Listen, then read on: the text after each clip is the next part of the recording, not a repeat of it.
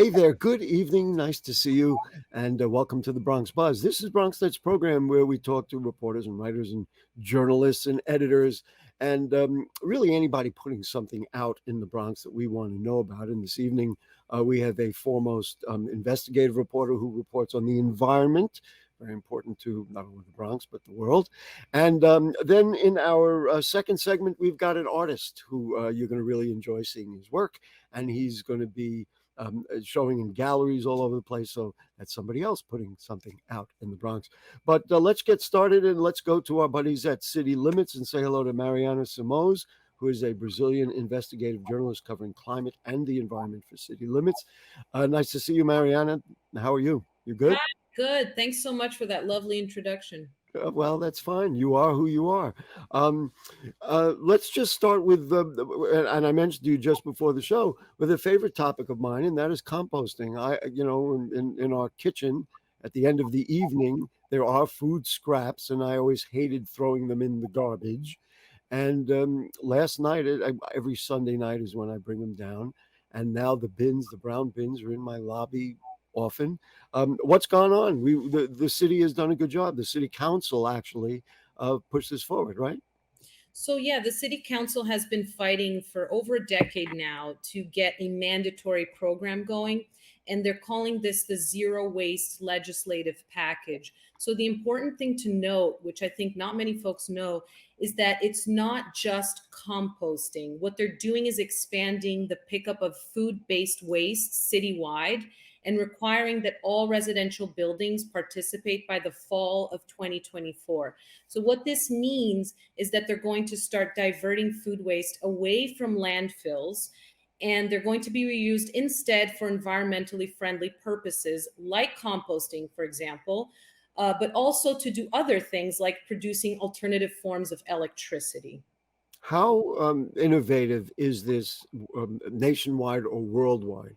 To me, when I visit people who live in other states, and I'm like at the end of dinner, and they're like, "Well, throw it in the garbage," and I'm like, "Oh, you don't do composting?" And they look at me like I'm in another world.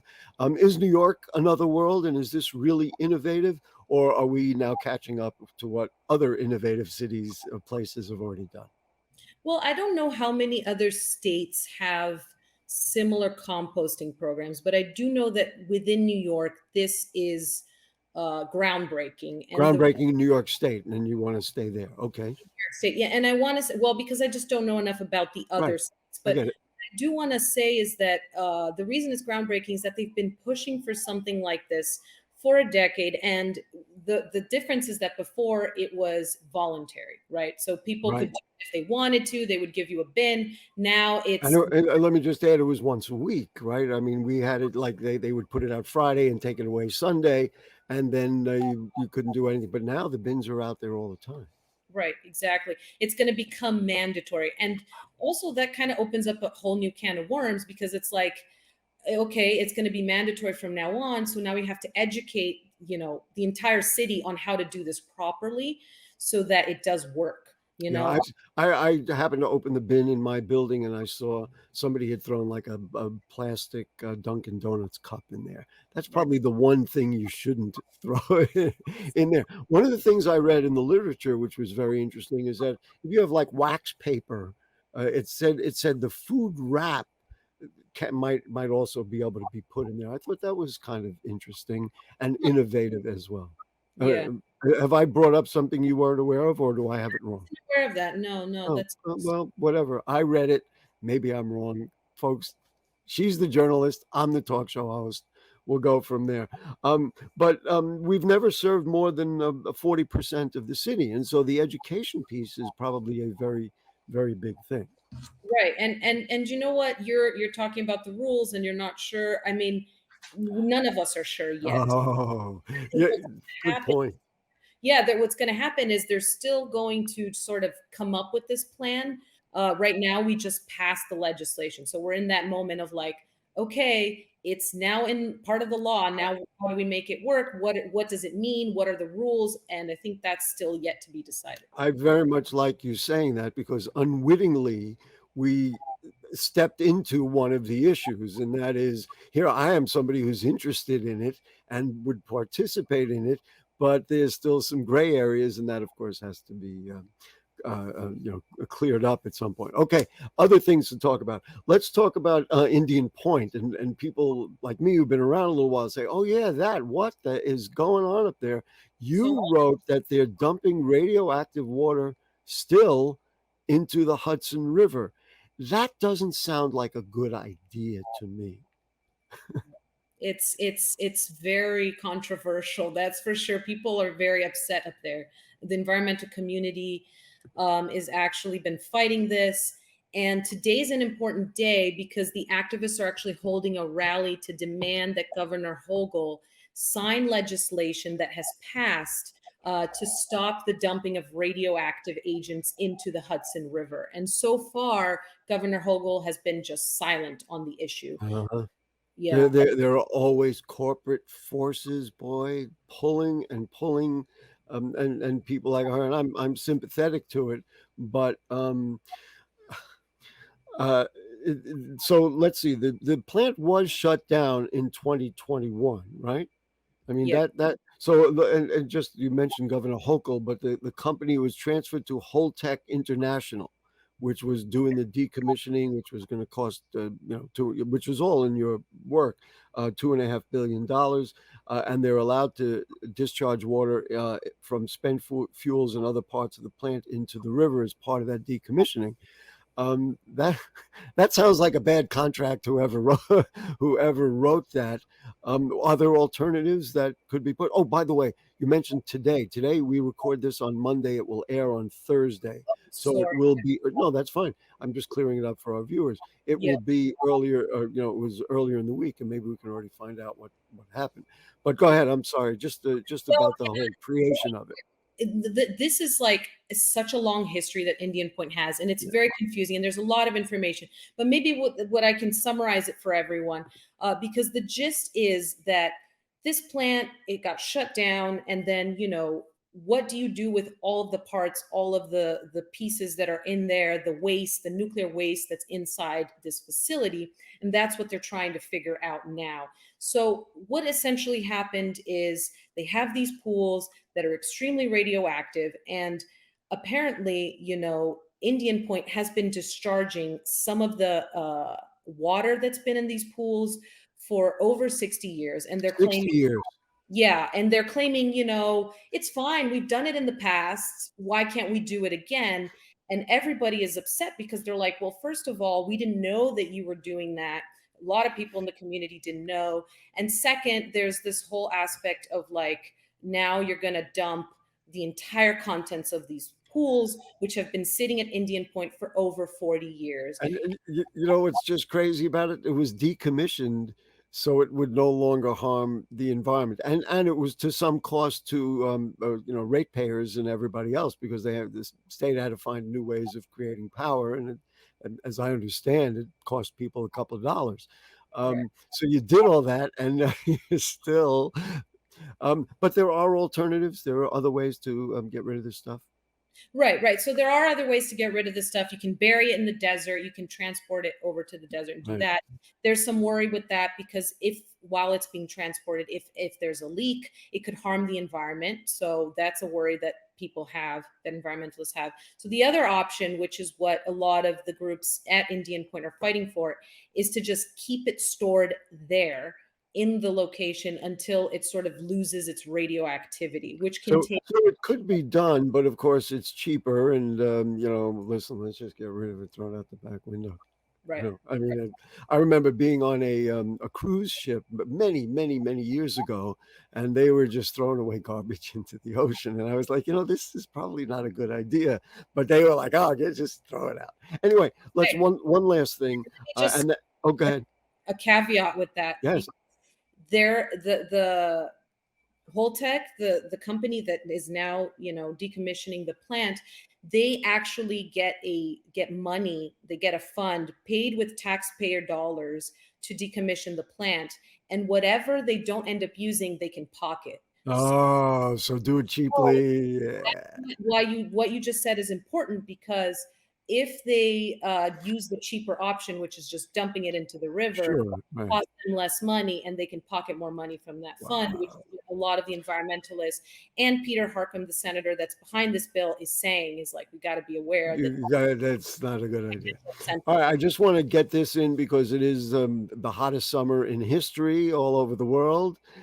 Beach season is here. How clean is the beach water in New York City? Your report, which came out at the beginning of the summer, uh, said that, let's see, last season, the city's 25 beaches saw a total of 244 closures because of unsafe water. Tell us, or although I don't even want to know, don't tell us Yeah, what's going on. number that you said, the 244 closures, that's up from 94 closures during the 2021 season. So there's been more closures recently. You know, the worst, the beach that's been ranked the worst in that list too is the Douglas and Manor Association Beach in Queens. Okay, this one is a private beach, but that one just got the label of worst beach in the entire state. So that's Wow. I'd love to know what is around now. Now, one of the things, and we don't like talking about it on TV, is fecal matter that has been found. But I'm also wondering if there are hospitals in that area, or if there's a waste transfer facility in the area, that somehow it gets in. I don't know. Do you have any? Because of course here in the Bronx, Orchard Beach, which is undergoing some much needed construction, is on that, like where that is at for well, Bronxites? you know what? I will tell you this, and you guys can send this to the viewers. Well, There, I can see you're looking it up as we talk. That's pretty yeah, cool. I will. You know, I sent this over to Anderson. He can pull it up. There is a map in the investigation we did that actually pinpoints all the 25 beaches, and you can actually click on Orchard Beach and look Okay, up what the water quality was for got that. it. I have it right here. All So right, actually, Orchard Beach isn't so bad. So that's good. there's been zero closures due to water quality, and 13.33% of the samples that were done in the city's report last year went above the safety limit. Right. So that's 13%. It's not so bad. Okay. Listen, we do got to run. Mariana, we could do 40 minutes with you or 2 hours with you because there's plenty to talk about. Certainly, we've only scratched the surface, but you are just absolutely wonderful. And so, Mariana Simones, the Brazilian investigative journalist covering climate and environment for City Limits. Wow, lots to do. We'll have you back. Thanks for joining us this evening. Thank you so much for having me. Great. All right, we're going to take a short break, folks, and then when we come back, it'll be an artist, David Dixon. Don't go away.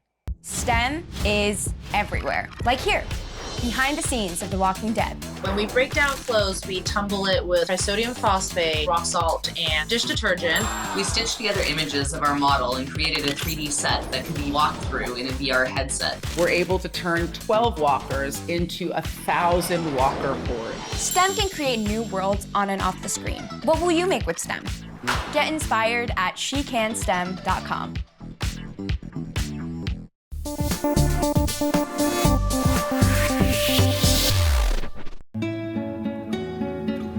¿Qué color? Perfecto, amigo. Gracias. Thank you. What's wrong, mijo?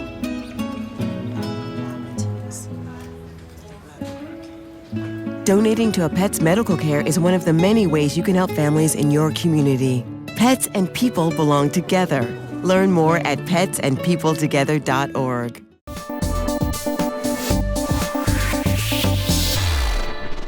Okay, back with you on the Bronx Buzz. Thanks so much to Mariana. She is just fabulous, and you can be sure we'll check in with her again. But right now, we're going to check in with a Bronx artist, and he does some incredible work, and he's going to be showing all over the place. And we want to give him a chance to expose himself, if you don't mind, here on the Bronx Buzz. It is David Dixon. Nice to see you, Dave. Hi, nice to be here. Thanks for having me. Great. Just a little background. We can people getting a sneak peek, and right behind you is some of your work. When did you start painting? Why did you start painting? And like, what's the inside your head as you do it? What's your inspiration? Okay, well, when I started painting was as a kid. As a kid, I've always painted and made my toys out of paper at first, and then I started painting. Actually, I started working in sculpture, and then I started painting once my mother saw the mess I was making with the clay. Anyway, I went on to the High School of Music and Art. I'm a High School of Music and Art graduate, and I had a fantastic arts education there. And then off to college. But in college, I went a different route and did not pursue my art primarily. I eventually joined the Coast Guard and did a full career in the Coast Guard of 33 years, retired as a. I will say genuinely thank you for your service. We do. Well, thank you appreciate for your acknowledging dedication. that. I Sure, absolutely. appreciate it. Mhm. After that, and during that time, I got in, as I was involved in other things, I really wasn't pursuing my art much at all. I retired from the Coast Guard in 2018, and I still wasn't quite sure I was going back to it, but friends of mine told me they were sure that I would. In any case, I saw a show by an artist named Ed Clark. He's deceased now, but he did a non-figurative show at a gallery downtown. And it was really, really moving to me. I mean, it just really inspired me. And so did you say, wait a minute, I might be able to do something like that? Indeed, I did. That's the I Bronx, didn't think I could that's do the Bronx boy in you coming out a little bit. Hey, wait a minute, that's good, but I'm good too, right? Exactly. So I figured I'd see what I could still do, and I picked it up back in 2019 and haven't stopped, and it's been fantastic. Do you paint every day? I paint most days. I don't paint every day. I paint most days. Yes. Wow. Now, grew up in the Bronx. I know you had told me you live down in the near the Yankee Stadium area, right? Yeah, not too far from there. Yes. And is that where you grew up? No, I grew up a little further down, a little further east, at Cortlandt Avenue in that area. I just wanted to get into the fact that you're a Bronx guy through and through. Oh yeah, absolutely. That's Born great. and raised. I've got Bronx picture. I've done some Bronx pictures. We're going to show some stuff, and then we'll Okay. keep talking while we do it. Anderson, what do you got? I don't even know which one because we looked at them all, but he picked. Oh, so this is the one that's right above you. Okay, it certainly is the one that's right above me, but this is not a Bronx picture. Actually, this picture is called Joyful Dance, and it's from a trip I took to South Africa. We did a tour with WBGO, the jazz radio station. Jazz really impacts my art. It really serves as for the subjects as well as the feeling. And while I was there, this group of dancers performed for us, and they were very moving. They were very exciting. So let me ask you this: did you sketch this while you were there and said, "Okay," and then fill it in later, or was it a photographic memory, or did you take a picture of it and then? I took a picture of them, Took a picture. and this is an abstract expressionist view of them. I have another picture on my website of what they actually look like, but this was more a picture of how I felt in listening to them. I'm going to ask a question that I hate to ask, but I always ask because I think people. Does it take you a long time? I mean, is this like a week? Is this a month? Is this like sketching it, then getting back to it, and then 6 months later you're like, No, I gotta finish it I up? don't generally do that. I generally, when I start working, I work, and this is it's hard to tell except when I'm painting in classes. This one I would say was approximately 4 to 6 weeks. All right. It doesn't mean anything because it could take forever. It doesn't bother me. It could, or sometimes you do some really good stuff really fast. Let's look at another. Let's rock. I don't know which. Oh, here we go. Talk Okay. about The being Bronx. influenced by jazz. Yeah, oh, absolutely. But it was from a park here in the Bronx, and the guys are out there jamming. And I love the guy's hat, and he was working on his conga, and I just said, "This is great. I got to paint this." And that was the first painting I did when I decided to pick up my brushes again. Wow, the first one. The Wow. first one. Yeah. Here's another question that I always ask, and my wife is an artist, and I ask her the same thing. How do you know when you're done? The Like, picture in other words, tells you. the picture tells you. Yes, the picture tells you. It That's says, great. all right, that's it. Stop. That's it. Yeah, you keep doing it, you're going to ruin it. Fair Exactly. enough. All right, what do we got? This is fun. I love doing this. Oh, my goodness. Oh, okay. I call this one Subway Sleeper. It's just a picture of someone I saw, and I kind of came back. It doesn't look exactly like them, but it's just, they seem so regal sitting on a subway of all places. So I called it Subway Sleeper. And I really enjoy doing that one. And what's interesting about that is, even though you say that she was on the subway, you put her in a much softer, easier chair. Yeah. You know, but and what appears to me to be quite clear is your subtlety with faces, and being able to get the shadings around the faces is quite impressive. Thank you. I don't know what else we got, but I saw it in the conga player. Even though his hat was down, you had the lighting right and the subtlety of his face. Very, very, very impressive. Yeah, that one is called Blue Fedora. That hat really caught me, so that's the name of that The picture. blue fedora. All right, let's go. You think we're going to stop? No, we won't. See, again, look at the lighting on the young man's face. It's beautiful. Go ahead. I'm sorry. No problem. This is another oil painting from South Africa. And while we were there, the little guy in the striped shirt, he was absolutely fascinated with one of the people who was traveling with us with her camera. So I call this the photographer's apprentice. And his little friend back there kind of looked on, and it was very moving. You know, it's funny because I always thought the name of that brand was Nikon, but it actually was Dixon. I noticed that right away. I guess it was you're entitled. Yeah. You're entitled. It's your painting. You can do what you want. Exactly. Do you have a favorite type? Like you clearly you like to do people and those kinds of things. There are I don't know what we've got. I think we've got some abstract as well. Do you have a favorite thing, or it's whatever occurs to you? You know, you're one of these people with a mind like this, and whatever occurs to you. I like to experiment. So I like to do different things, add different media to my work. I do a lot of abstract work, as you saw on my website, and I do the portraits as well. They're very, very different. So it's hard to say which is my favorite. Good. Then you don't have to pick. Then you can just keep doing it. Let's keep going. I want to make sure to get more of them in there. Speaking of abstract. Yes. Do you see a boat in there? Yeah, top toward the left of center.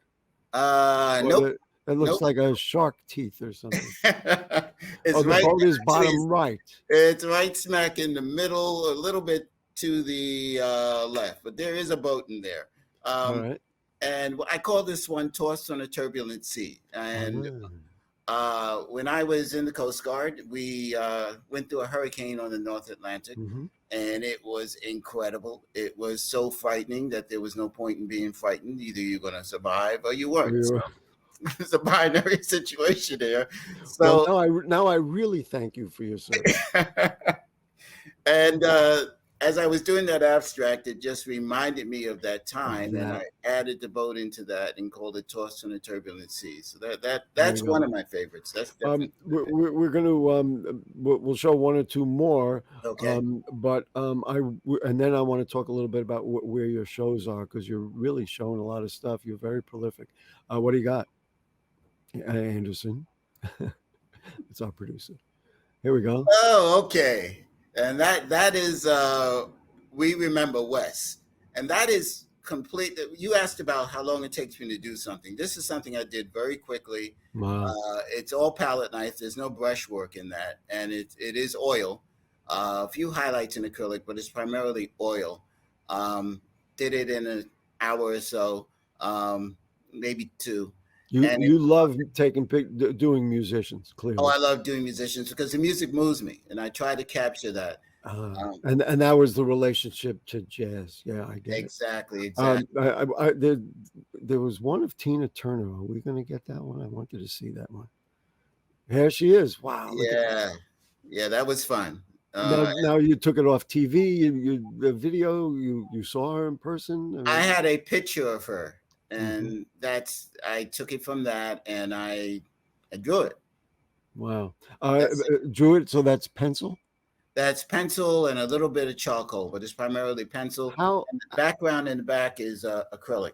how large a picture is that? I mean, is it That I huge? believe is I want to say 20 by 30. Maybe it's a little larger than that. So we don't run out of time. Let me just mention that David Dixon's work, let's see, is currently shown at Hotel Nyack, which is up Yes, it across is. the I'm bridge. very proud of that show. And then there's work displayed at Gallery 18 in Riverdale. Which one is that? That is at the Riverdale The Y. Riverdale Y, right. The New Rochelle Library with the Riverdale and New Rochelle Art Association. So you get up to the New Rochelle Library, right? Exactly. And the ones that I wanted to mention is the Riverdale Art Fest at the Riverdale Y Sunday Market on September 24th. And we're not sure where you're going to be at that one, right? I'm Because then going there's to be at another that one, Yes.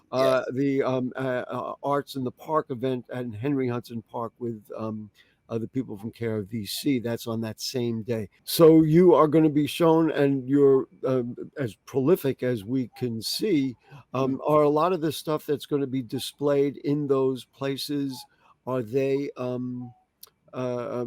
new stuff, or did you say, hey, you're going to show? I got tons of stuff around. It's a little bit of both. Primarily at the Nyack Hotel, where I have 5 pieces. I'm sharing a wall there in their lobby with Elaine Schloss, who's a member of the Nyack Art Collective. And our work really works well together. So we're showing up there.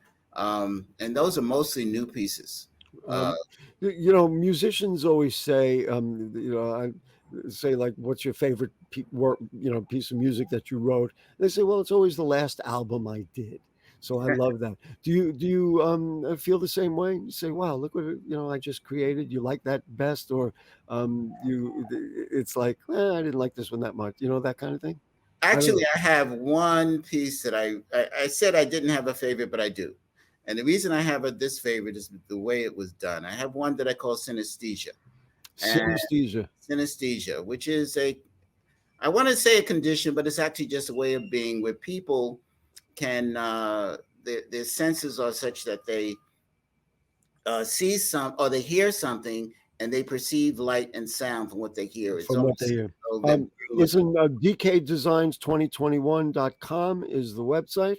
And David Dixon, thank you so much. Did he just freeze up? I'll say that again. No, I'm not frozen. Oh, okay. He was just saying that. So I'll say it again. So dkdesigns2021.com is the website.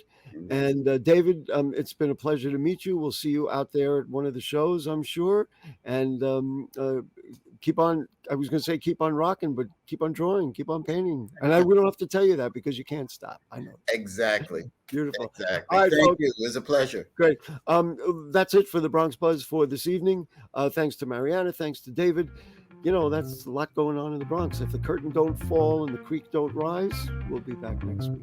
Good night.